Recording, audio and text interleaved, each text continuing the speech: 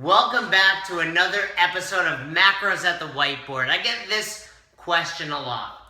I'm way over on my carbs, I'm way over on my fat. What can I do to balance that out? Now, in an ideal world, you've planned your day in advance and you've hit your numbers. And when I tell people they've hit their numbers, what I mean is they're within 5. Be within 5 grams plus or minus all 3 macronutrients, your protein, your carbs, and your fats. And like you've seen me say in an earlier video, don't sweat the calories, chase those macronutrients. But lo and behold, shit happens. You forget something at home, someone brings in a piece of cake, you go out to dinner and they didn't have what you were anticipating ordering. It's all good. Let's talk about it. I don't like to change your protein. So whatever your protein is at, my goal is always hit that. I don't often say there's a more or most important macronutrient, but if I had to, if I was at gunpoint and somebody said, what's the most important macronutrient?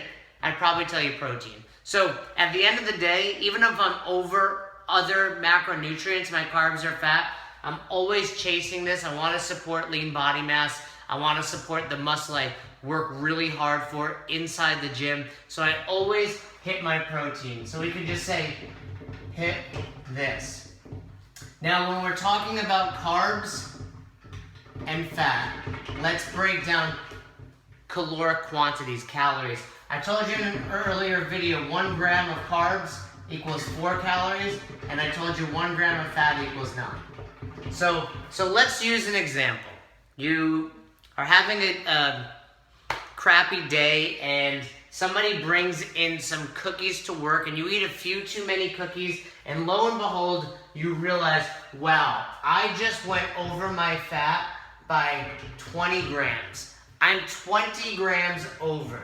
And you realize, well, I still have some carbs left. So here's what we can do. We can balance that protein and carbs so we're still not going over our calories. Now, I know I just told you, you told me not to worry about calories. I don't want you to, but at this point, all we're doing now is trying to make sure that we're still within those calories. It's one of those rare examples, and I don't want you to do this often. I don't want you to rely on this method, but it's a good thing to have in your tool bag, in your arsenal, in your back pocket for when shit hits the fan and you still want to make progress. So let's talk about it.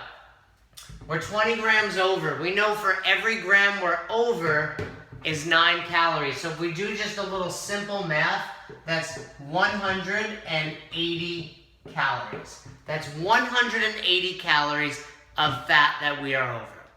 There. Step 1. So now what we want to do is say, okay, we're 180 calories of fat over. How can we compensate by carb? So we know there's 4 calories per gram. So if we divide 180 by 4, oh shit, I gotta do some math here. So 180 goes into 80, what? How do we do this? 4 times, and it leaves 20?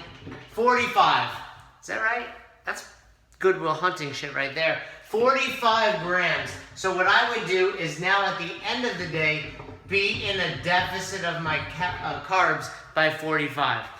It's almost always about a 2-to-1 ratio because there's 9 to 4 here, but I'd rather be more accurate, so do it the way I did, divide it by 4. You can always go just 50% if that makes it easier for you. Again, I don't want you to rely on this. This is not something you should be doing every day. At the end of the day, a calorie is not a calorie. We want the right amount of protein, carbs, and fat.